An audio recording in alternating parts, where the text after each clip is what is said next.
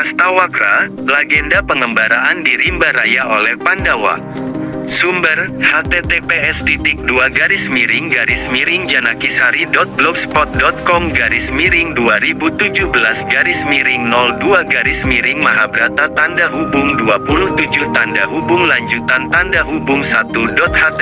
Mahabharata 27. Pengembaraan di Rimba Raya, lanjutan. Pandawa terus mengembara di dalam hutan, mengunjungi tempat-tempat suci, pertapaan dan bekas pertapaan. Pada suatu hari, mereka sampai di pertapaan Resi Udalaka. Menurut Resi Lomasa, Resi Udalaka adalah seorang mahaguru ahli kitab-kitab Weda dan mendalami falsafah Wedanta. Pengikut dan muridnya banyak sekali. Salah satu di antara mereka bernama Kagola. Kagola adalah orang yang suci dan teguh imannya, tetapi kurang cerdas. Ia sering ditertawakan dan dipermainkan teman-temannya. Walaupun agak bodoh, mahagurunya tidak pernah putus asa dalam mendidiknya. Resi Udalaka tertarik pada keluhuran budi dan tabiat Kogala yang baik dan jujur. Ia berharap bisa menikahkan Sujata, putrinya, dengan Kagola jika putrinya itu sudah dewasa. Resi Lomasa melanjutkan, Sujata dan Kagola dianugerahi seorang anak laki-laki yang cerdas seperti kakeknya, Resi Udalaka. Sejak kecil anak itu telah menunjukkan tanda-tanda kecerdasan yang luar biasa. Sayangnya, anak itu bongkok dan badannya benjol-benjol. Ada 8 benjolan di tubuhnya. Konon, benjolan itu muncul karena Kagola salah mengucapkan mantra ketika anaknya masih dalam kandungan.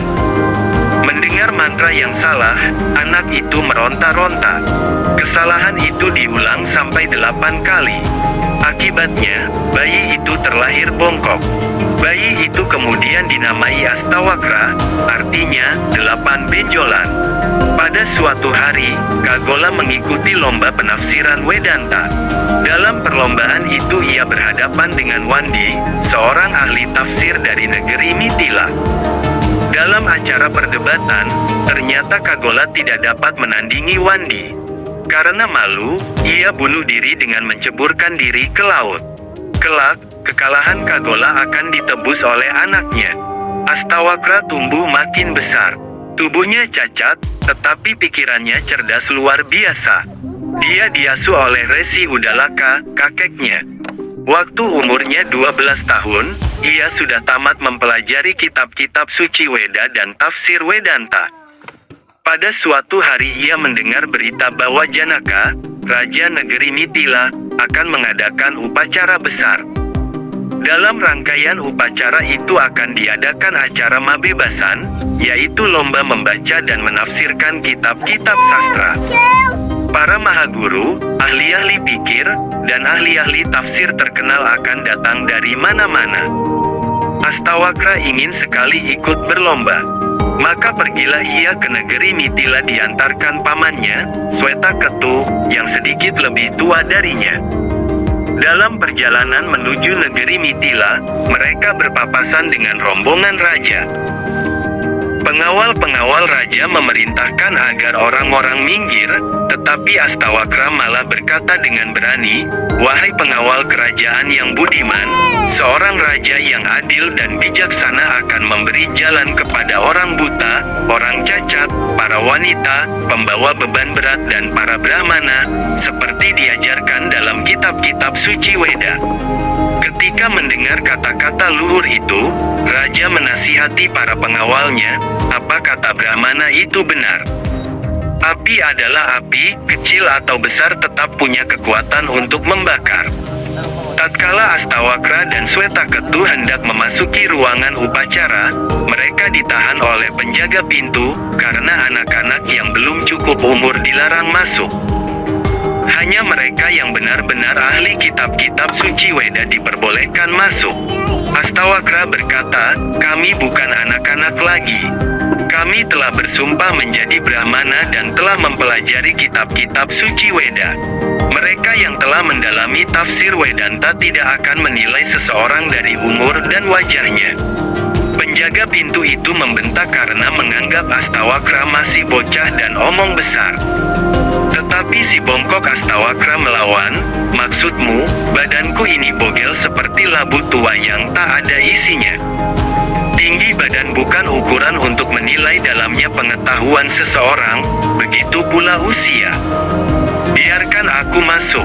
Tetapi penjaga pintu itu tetap melarang Astawakra untuk masuk. Mereka berbantah sengit. Rambut beruban bukan cerminan kematangan jiwa seseorang.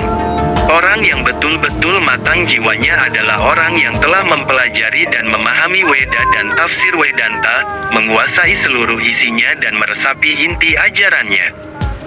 "Aku datang untuk menantang Wandi, sang ahli tafsir," kata Astawakra. Kebetulan, saat itu Raja Janaka lewat dan mendengar perdebatan itu. Raja mengenali si bongkok dan bertanya, "Tahukah engkau bahwa Wandi, sang ahli pikir dan ahli tafsir, telah mengalahkan banyak ahli dan mahaguru di masa lampau? Di akhir perdebatan, mereka yang kalah menanggung malu. Ada yang menerjunkan diri ke laut karena tak tahan menanggung malu. Apakah itu tidak mengejutkan hatimu? Masih beranikah engkau mengikuti lomba ini?" Astawakra menjawab, "Wandi, si ahli tafsir, belum pernah menghadapi orang seperti aku. Ia menjadi sombong karena dapat dengan mudah mengalahkan orang-orang lain.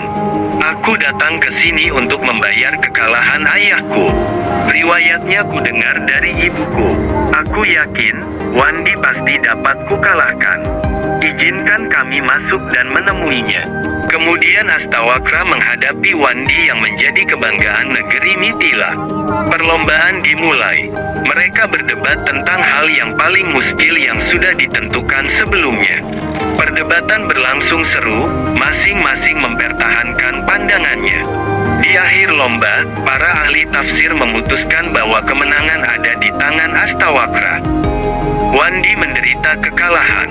Wandi menyembah Astawakra, kemudian pergi ke laut untuk menyerahkan diri kepada Baruna, sang dewa laut, yang menguasai seluruh perairan di dunia. Resi Lomasa berkata kepada Yudhistira, "Seorang anak tidak perlu sama dengan ayahnya. Seorang ayah yang lemah raganya bisa saja mempunyai anak yang kuat dan perkasa. Seorang ayah yang dungu bisa saja mempunyai anak yang sangat cerdas. Sungguh keliru menilai kebesaran seseorang dari tinggi badan dan lanjut umurnya. Kenyataan luar dapat menipu, seperti halnya Kagola dan Astawakra."